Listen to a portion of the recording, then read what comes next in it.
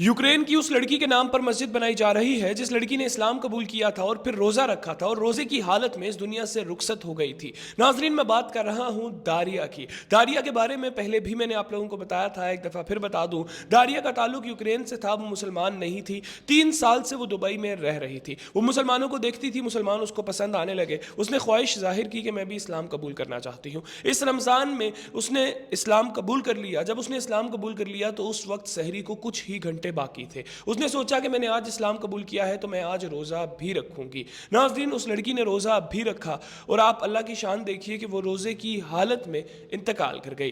पहले लड़की गैर मुस्लिम थी, उसने इस्लाम कबूल किया, 3 घंटे बाद रोज़ा रखा और रोज़े की हालत में वो अल्लाह को प्यारी हो गई। अल्लाह ने उसे बिल्कुल क्लीन चिट दे के अपने पास बुलाया कि तुमसे कोई सवाल ही ना हो, तुम सीधा जन्नत में जाओ। क्योंकि पहले तो वो गैर मुस्लिम थी, अब वो मुसलमान हुई तो उससे सवाल तो तब का होगा ना जब वो मुसलमान हुई। जब वो गैर मुस्लिम थी उससे सवाल तब का तो नहीं होगा। उसको इस्लाम कबूल किए हुए 3 घंटे नहीं हुए थे, उसने रोज़ा रख लिया, ये तो उसकी नेकियों में शामिल हो गए और वो फिर वफात पा गई रोज़े के दरमियान।